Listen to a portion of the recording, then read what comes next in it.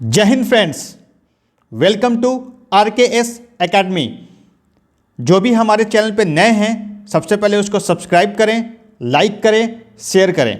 ठीक है, तो चलिए आज हम लोग देखेंगे आज का जो भी इम्पॉर्टेंट करंट अफेयर्स है उसको हम लोग कवर करेंगे।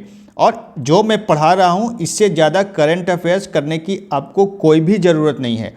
आपका 40-45 आउट ऑफ 50 स्कोर आना तय है। ठीक है, तो आप जितना मैं पढ़ा रहा हूँ बस उतना ही कवर करिए। तो आज का मोटिवेशनल कोट है, imagination is everything, Albert Einstein. जो आप सोचते हैं वही आप बनते हैं, इसलिए आप अपने आप को इमेजिन करें कि नेक्स्ट 5 to 10 ईयर्स में आप कहाँ रहिएगा और उसी को लेकर हार्डवर्क करें। आप अपने गोल को जरूर प्राप्त करिएगा। तो ये अल्बर्ट आइंस्टाइन जी का स्टेटमेंट है, जिन्होंने दिया theory of relativity, E = mc²। तो ये एक महान साइंटिस्ट हैं और थ्योरी ऑफ रिलेटिविटी अक्सर यूपीपीसी में पूछता है कि किसके द्वारा दिया गया है। ये थ्योरी दिया गया है अल्बर्ट आइंस्टाइन के द्वारा। चलिए आज का पहला क्वेश्चन हम लोग लेते हैं। What is the name of carbon tax that UK plans to implement from 2027 on imports of materials like steel and aluminium. क्या नाम है कार्बन टैक्स का जो यूके प्लान किया है 2027 से इंपोर्ट मटेरियल जो कि जैसे स्टील है, एल्युमिनियम है, ये सब पे वो लगाएगा। तो उसका नाम है कार्बन बॉर्डर टैक्स। इसका बेसिकली कंसेप्ट क्या है कि जो भी वस्तुएं जिससे कार्बन एमिशन ज़्यादा होता है तो उस पर ये टैक्स लगाया जाएगा। और भारत हालांकि इसका अपोज कर रहा है क्योंकि यहाँ पे हम लोग एक्सपोर्ट करते हैं, एल्युमिनियम एक्सपोर्ट करते हैं, सीमेंट एक्सपोर्ट करते हैं और आयरन एक्सपोर्ट करते हैं। तो ये सब सारे चीज़ों पे जो है वो टैक्स जब इम्पोज होगा तो इंडिया का एक्सपोर्ट घटेगा। तो कहीं ना कहीं जो है वह इंडिया इसीलिए इसका अपोज कर रहा है। यूरोपियन यूनियन ऑलरेडी जो है इस टाइप का टैक्स इम्प्लीमेंट कर चुका है, जैसे कार्बन बॉर्डर एडजस्टमेंट मैकेनिज्म के रूप में। कार्बन बॉर्डर एडजस्टमेंट मैकेनिज्म के रूप में यूरोपियन यूनियन ऑलरेडी इस टाइप के टैक्स को इम्प्लीमेंट कर चुका है। तो ये था कार्बन बॉर्डर टैक्स के बारे में। अब बात आई है यूके की, तो जरा हम यूके की बात करते हैं। यूके का प्राइम मिनिस्टर कौन है? ऋषि सुनक जी हैं, जो सन इन लॉ हैं किसके? नारायण मूर्ति जी के, जो इन्फोसिस के फाउंडर हैं। ठीक है, और मैप में देखिए कि यूके की राजधानी कहाँ पे? लंदन है। कौन सी रिवर के किनारे है ये थेम्स रिवर के किनारे है। यहाँ से प्राइम मेरिडियन पास होता है। ठीक है, यहाँ से कौन पास होता है? प्राइम मेरिडियन, जिससे टाइम डिसाइड होता है। और यहाँ पे दो बहुत ही इंपॉर्टेंट माउंटेन हैं, एक है कैम्ब्रियन माउंटेन, एक है पेनिन्स माउंटेन। ये दोनों बहुत ही इंपॉर्टेंट है। यहाँ पे स्ट्रेट ऑफ डोवार है जो आपका यूके और फ्रांस के बीच में है। इंग्लिश चैनल भी है यहाँ पे, जो कि जो है वह यूके और फ्रांस के बीच में ये पड़ता है, इधर फ्रांस है। तो ये सब इम्पॉर्टेंट है, जो भी इम्पॉर्टेंट है मैं कवर कर रहा हूँ, जो आपके एग्जाम्स में काफ़ी आते हैं। आयरलैंड है यहाँ पे बगल में, इसकी राजधानी कहाँ पे? डबलिन है। और इधर अटलांटिक ओशियंस पड़ता है और इधर नॉर्थ सी। ये भी पूछता है कि नॉर्थ सी से किसका का बॉर्डर टच करता है, तो यूके का पड़ता है कि नहीं, आप लोग इस तरह से एलिमिनेट कर सकते हैं। चलिए नेक्स्ट क्वेश्चन हम लोग चलते हैं। इंटरनेशनल जेंडर इक्वालिटी प्राइज कौन सी कंट्री के द्वारा दिया जाता है? तो ये दिया जाता है फिनलैंड के द्वारा। ये किसके द्वारा दिया जाता है जेंडर इक्वालिटी प्राइज? फिनलैंड के द्वारा। यहाँ के प्राइम मिनिस्टर कौन है? अभी यहाँ के प्राइम मिनिस्टर हैं पेट्री ऑर्पो, यहाँ के प्राइम मिनिस्टर हैं। और ये किसको दिया गया? ये दिया गया है Afghan women skills development centre. ये दिया गया है इस बार, आप लोग नोट डाउन कर लीजिए, Afghan women skills development centre को दिया गया है। यहाँ पे जो है वह तालिबान के आने के बाद जो है वीमेंस का काफ़ी कंडीशन ख़राब है, तो उसके लिए वीमेन एम्पावरमेंट के लिए ये ऑर्गेनाइजेशन वर्क कर रही है, जो कि बहुत ही काबिल तारीफ़ है। तो ये इनको इस बार दिया गया है, तो हमें ये याद रखना है कि Afghan women skill development centres को दिया गया है। चलिए अब फिनलैंड की बात आई है, तो आप लोग को पता होगा कि कंट्री ऑफ लेक किसको कहते हैं? झीलों का देश किसको कहते हैं? फिनलैंड को कहते हैं। वहाँ पे बहुत सारे झील हैं। इसकी राजधानी कहाँ पे है? हेलसिंकी इसकी राजधानी है फिनलैंड की। ये स्कैंडिनेवियन कंट्री में आता है और देखिए इससे बॉर्डर टच करता है गल्फ ऑफ बोथनिया, इधर है स्वीडन, ठीक है। आर्कटिक सर्किल भी इधर से पास हो रहा है। तो ये सब आपको याद रखने होंगे क्योंकि क्वेश्चंस आते हैं। और चलिए हम लोग नेक्स्ट चलते हैं। अगला क्वेश्चन जो है बहुत ही इंपॉर्टेंट है भाई साहब। What is the name of potato disease? आलू से रिलेटेड जो अभी डिजीज़ आया है जहाँ पे पोटैटो क्रॉप्स काफ़ी लॉस हुए हैं खासकर पंजाब में, तो उसका नाम क्या है वो डिजीज़ का? तो उसका नाम है लेट ब्लाइट। उसका नाम क्या है? Late blight. इसके कारण जो है बहुत सारा जो है पोटैटो कल्टीवेशन वहाँ पे रुक गया है। और ये बेसिकली जो है वह लेट ब्लाइट फंगल इन्फेक्शन है। क्या है ये लेट ब्लाइट? Fungal infection. आपको पूछ सकता है कि ये बैक्टीरिया से होता है या फंगल। तो ये फंगल इन्फेक्शन है।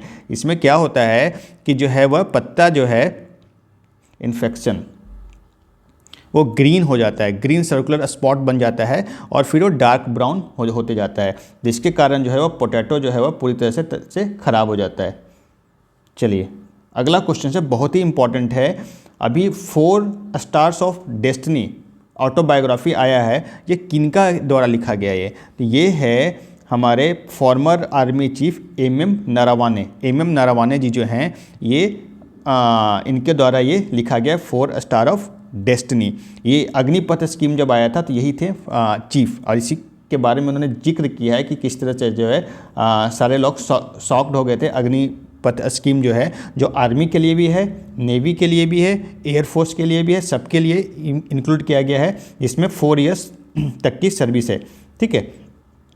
आप लोग बताएं अभी कमेंट बॉक्स में कि अभी करंट आर्मी चीफ कौन है इंडिया का? यही है जिनकी मैं बात कर रहा था, एम नरवाने जी। कौन सा डे जो है वह नेशनल फार्मर्स डे के रूप में मनाया जाता है? चौधरी चरण सिंह के बर्थ एनिवर्सरी पे 23 दिसंबर को ये मनाया जाता है। 10 दिसंबर को क्या मनाया जाता है? Human rights day. 16 दिसंबर को क्या मनाया जाता है? विजय दिवस के रूप में हम लोग मनाते हैं। क्यों मनाते हैं विजय दिवस के रूप में? 1971 में जो इंडिया पाकिस्तान का वार हुआ था उस जीत के अवसर पे हम लोग इसको मनाते हैं। 22 दिसंबर को क्या मनाते हैं? मैथमेटिक्स डे मनाते हैं। मैथमेटिक्स डे मनाया जाता है भैया, ठीक है।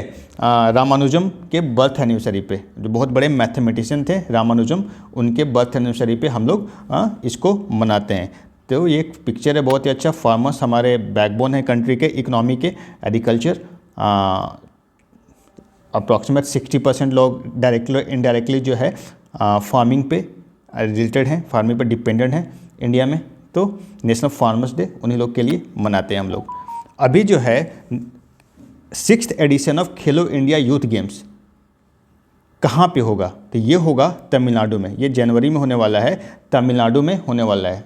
तो खेलो इंडिया का जो है वह 2023 कहाँ पे हुआ था? ये 2023 जो 5th एडिशन था वो हुआ था भोपाल, एमपी में। एमपी का राजधानी जो भोपाल है वहाँ पे हुआ था 2023। ये कौन सा था? ये 5th एडिशन था। अभी मैं बात कर रहा हूँ 6th एडिशन कहाँ पे होगा अभी जनवरी में, तो ये होगा तमिलनाडु में। अब इसका जो है खेलो इंडिया का जो है वह मैस्कॉट लॉन्च किया गया है कल।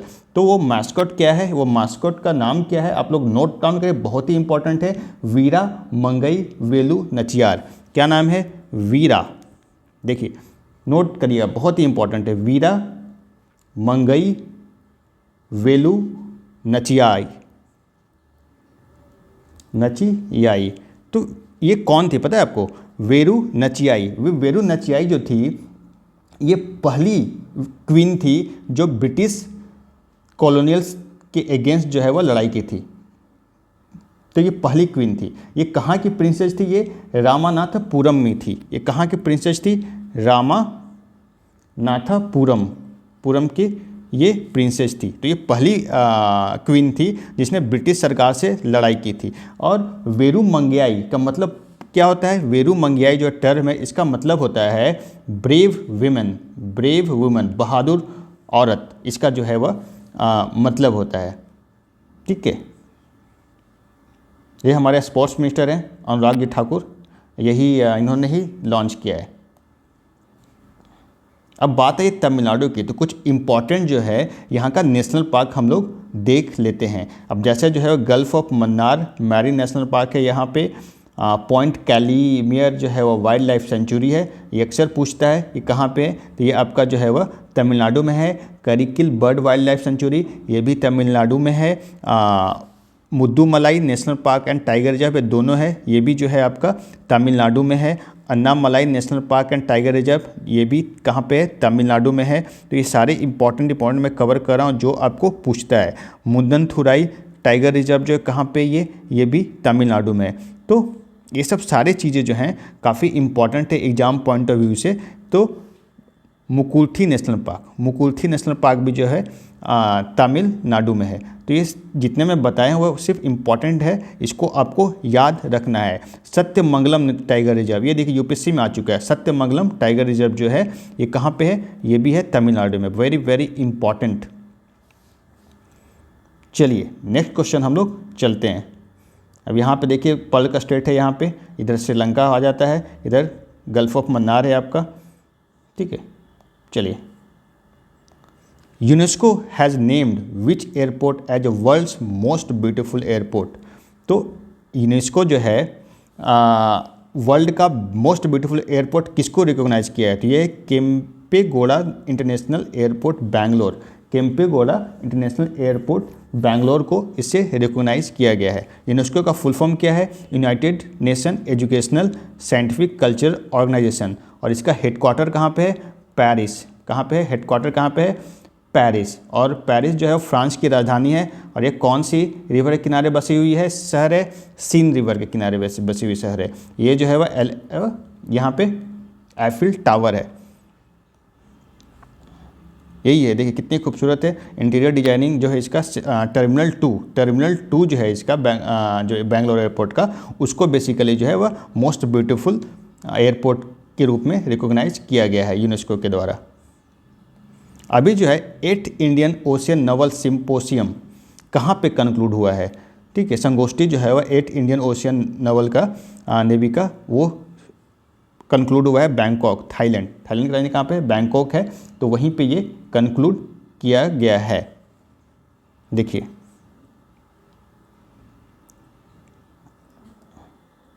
एट्थ एडिशन आप याद रखिएगा, 8वां दिसंबर 19 से 22 तक।